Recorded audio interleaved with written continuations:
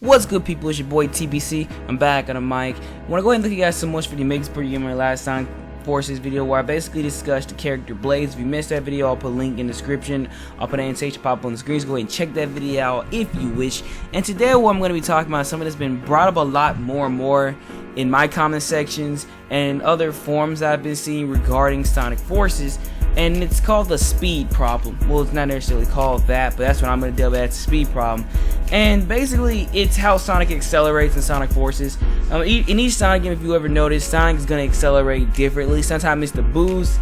In Sonic Lost World, he basically got speed with a button. In Sonic Adventure, he would just run and eventually gain speed. In Sonic Advance, Sonic Advance 2 to be exact, you would have to enter some sort of boost mode where just out of nowhere, you know, collect some rings, gather enough speed, hit a speed boost, or hit a speed pad, you know, things on the ground that are red. He would eventually gather some speed. In this game go around, you don't really have any of that luxury. You basically are going to be grabbing Wisp from what I saw. If you look at Sonic Forces, obviously Sonic had a Wisp and then he accelerated. Now a lot of people are really just furious about that. A, because it's bringing back the Wisps, and I can never get the word right, and B, because of just the fact that the boost is back. Now let me go ahead and say this. My point of view is like, it doesn't bother me as much, but it just means that you're gonna be hindered. Like, your speed won't be given to you, it will be limited to you how fast you can go and stuff like that. And some people are like, oh well, here's another gimmick, now they're trying to limit our speed.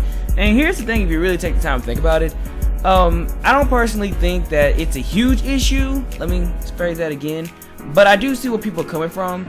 People like the ability if they want to boost, they can. A lot of people just don't like the boost in general. I'm not saying that I love it. I don't hate it myself. It's a not, well, at this point in time it gets forced into the game, like in Sonic Unleashed, which was around the time we actually started using the boost. Well, it was really implemented. You got a boost to get through the water, or you basically have to use your boost to get past certain environmental things regarding Sonic Unleashed. The whole point of with the boost, and the whole point of hindering it, though, I personally feel like, is if you don't put something in the way, what basically is going to happen is this game is just going to become a very short game. Like, a lot of people hate the Sonic franchise more and more because of the gimmicks that they pull, or different things that they implement within the game. If you ask me personally, I don't hate it. It's always something different, and that's how you keep your game series alive. Like, you can't really say that the Sonic series doesn't experiment with different gameplay concepts. And I get some people don't want that. Some people just want to be able to go to a different stage locale and just run through it. And that's one of the most appealing things when it comes to Sonic. It's a fast platformer. If you know what you're doing, you have stage memorization down, the game just becomes this big old playground of speeding and running through everything. That's like one of the biggest things that I personally feel like, as a Sonic fan, I just love about that character. Besides the character design, besides his really cool and really just exciting attitude, that's a big thing, especially as me as a gamer. That got me. Well, it's got me. This is one of the things I like about Sonic. And I understand some people's point of view, they don't like that. But since they're doing more and more hindering with it, I know for a fact that if you don't put something there, like I said, the game is just to become the equivalent of a NASCAR race. So Sega has to implement something to limit what Sonic can do. And like I said, I've told people numerous times to put gimmicks in their games. These gimmicks may slow down the game. Like if we just did Unleash the whole time, like if the Warhawk wasn't there to slow down and kind of contrast to what Sonic could do, that game would be done in like about, really honestly, 6 to 5 hours, give or take. So Sega's gonna probably, in this new character is gonna be something to complement the speed. It's not gonna be a short game. I don't personally feel like it's gonna be. I feel like this game is gonna take at least about 7 hours, give or take. Realistically, I just want it to be longer. And if we just race through the game with speed and nothing hindering it, it's just gonna be a short game. Like, Sega can't, well, they can, but I don't think they're ever going to just keep coming up with like different stage designs every single time. But that's basically what I think regarding speed, is like we're gonna have some sort of gimmick there. I don't really think the way Sonic accelerates, but why, man, let me go ahead and express that too. If you want my version of the perfect Sonic accelerating, I would basically say this.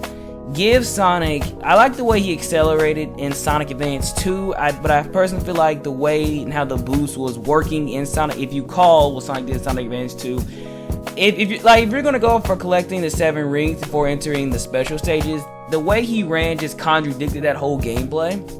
But that was basically a perfect example of a 2D Sonic game actually using a boost very well. But my personal favorite running animation and how he boosted perfectly, I honestly would say, is Sonic Adventure. Like I said, where you basically accelerated, you didn't go too fast, you didn't go too slow. But once again, Sega is in this mixture, I personally feel like, where with technology being the way it is, you can make Sonic visually go faster and give the player some sort of ability of this is how this fast hedgehog basically runs. They're in that mixture of core. They're in that mixture, I personally feel like. But that is my 2 cents. Let me know what you think about the speed in the comment section below. Love to know what you guys think about this in the comment section below. On this channel, we cover a lot of Sonic Force discussions, any information, any news, anything coming regarding this game. It will help people by hitting the like button, helps us out greatly, to support your boy tremendously. I'd love to know what you guys think. Later, guys, you have an amazing weekend. Sponsored every time you view this video. Later, Banana Nation, back guys, peace. Yeah, just a little black screen talk. Yeah, he didn't boost in Sonic Adventure. Yeah, I'm aware of that. I just figured some people would know what I'm referring to. But yeah, that's it. Outro time. Not nearly enough aliens. Want us to get more? No, I want you to get me a cheeseburger and a shake. That'll be easier. Cheeseburgers don't run as fast as them little alien varmints. Idiot, get me more aliens.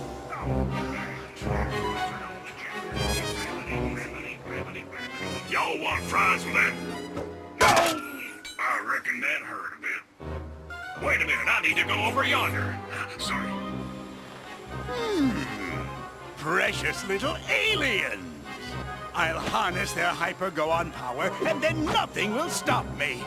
I know I say that every time, but this time, really, nothing will stop me. Boss? What? Sonic! Who you calling nothing?